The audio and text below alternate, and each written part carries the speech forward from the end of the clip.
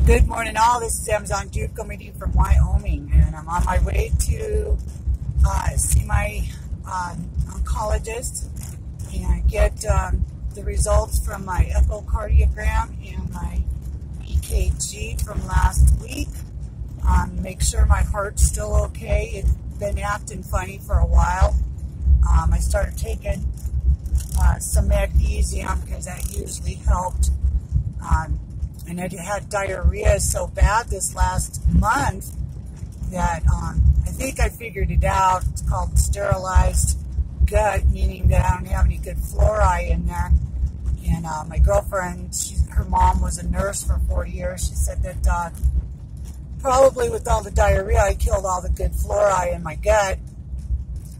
And the only way to get it back is to get a prescription from the doctor to help build it back up. And sounds like a plan to me, because I'll tell you what, I was tired of not knowing if I was going to make a fart or, poop down the sides of my legs. So anyway, I'm going to go do that, and hopefully it'll be a good day. I'm kind of worried because I still have 3 more of the Herceptin and the Perjeta.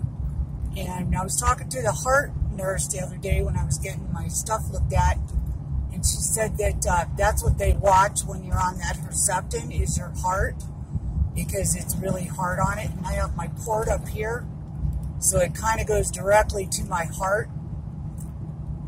And I think maybe that might be some of the problems what I've had.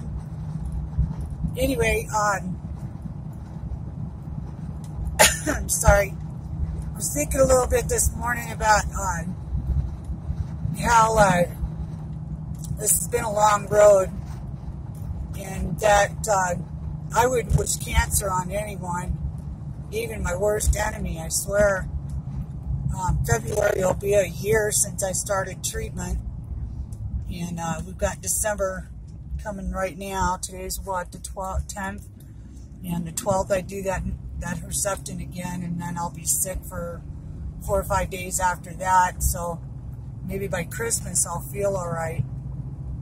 But in the meantime, anybody who's out there who's experiencing any of these side effects, make sure you visit with your doctor about them. I mean, anything and everything. Make notes, because I think that's probably what helped me get through this as well as I have, is that I always make notes of what I want to talk to my doctor about, whether it be the diarrhea or a headache. Or right now I got to talk to her because I'm not sleeping very well. I'm getting about 2 hours of sleep at a time, and then I wake up.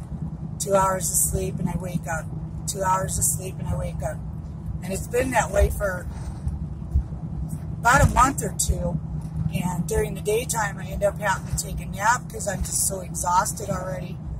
But other than that, without the diarrhea and the sleep problems, I feel pretty good. I mean, I feel as good as I did before I got sick. And I knew I got sick about maybe 6 months before we discovered the cancer, because I didn't have any energy. I didn't want to do anything. I was really depressed. I didn't feel good. I was really short-tempered. I was 50 pounds overweight. Actually, about 75 pounds overweight. And I just didn't feel good. And like I keep telling people, pay attention to your cat or your dog, because my cat Sissy, my calico, she would lay on my keyboard by me, and it looks like somebody else hit it. Stupid. I don't know how you hit animals on a road that's 40 miles an hour. But anyway, she would lay on my keyboard, and then she kept rubbing her face in my armpit, and she kept licking me and kneading. You know how they knead on you, like they're doing bread? And she kept doing it in that armpit. And that was one of the reasons when I went in to have my leg looked at, because my foot was swelling up really bad. And I thought, oh, maybe I'm having, heart problems or blood clot or something. So I went in for an ultrasound on my leg, and the gal says, well, you're here for your ultrasound on that. Why don't we go ahead and do your mammogram? You know, it's part of your insurance. And thank God I didn't buy that stupid Obamacare crap, because everything you do with that, you have to get pre-authorized, and sometimes it can take up to 30 days. And when you're being diagnosed with cancer or some other life-threatening disease, you don't have 30 days to wait for some bureaucrat to try to tell you you don't need to have that test done, or you don't need to have that doctor's appointment with that specialist. So anyway, I see on our local front, they're trying to push the expansion of that Medicaid again. And I can tell you this much, there's only 500,000 people in the state of Wyoming, and it's only about 10,000 people that don't have health insurance, but they could have health insurance if they wanted to. A single person right now probably pays about $750 a month, and that's kind of expensive when you're only making minimum wage. I get it. Mine's $2,600 a month, and it just went up again. So it's like $2,700 now, and that starts all over here at the end of the month to pay that $6,000 deductible again. But thank God we've got most of the chemo out of the way and most of the heavy lifting on the financial stuff on this cancer. The only thing I'm waiting on is to do a PET scan to find out if we got it or not. I would think after they cut the tumor out and then went back and had to cut the boob off, I just had them take a bulb. I was like, I'm not going through this again in 5 years. And the doctor who did the pathology up at Wyoming Medical Center hurt me so bad doing pathology on me that I would never let that man near my boob ever again, let alone anything else. And I know what he looks like. I should have caught his name, because he's got no business doing pathology. He was gorgeous. He was a gorgeous, good-looking guy, but he had no sympathy for women's breasts. You know, I felt like when I got off that table that I wanted to punch him in the balls. That's how bad he hurt me. And I was in tears. I mean, I actually started bursting into tears. And I have a high tolerance for pain. And that man hurt me. But anyway, getting back to this, so I'm going to go see my doctor and see if everything's okay there. And God be with me. It's been a long struggle. And I did manage to put my tree up this year and cook a nice Thanksgiving dinner. And I'll try to cook a nice Christmas dinner, too, for us. Maybe some prime rib or something if we can afford beef. It's getting so outrageous on pricing because Wyoming is out in the middle of nowhere. I mean, it's not like we have, you know, big city around us that, you know, gets truckloads of food all the time. If the road's closed for 2 weeks up here, we'd be dead. There'd be nothing on the grocery shelves, except for smart people like me and my neighbors. We keep pantries, and we keep our freezers full. Anytime I see 10 for $10, I'm buying it.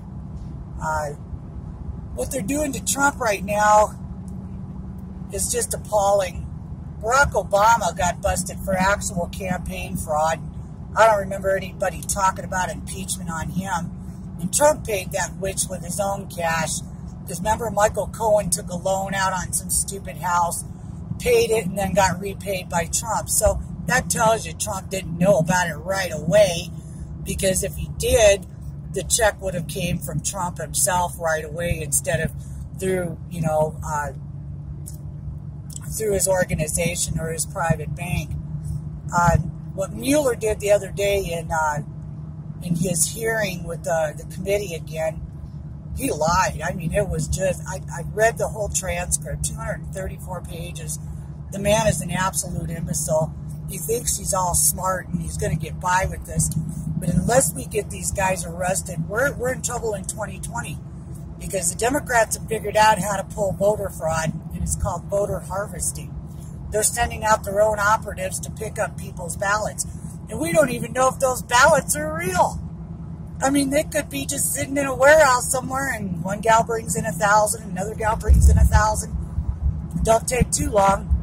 There's no proof of this person existing.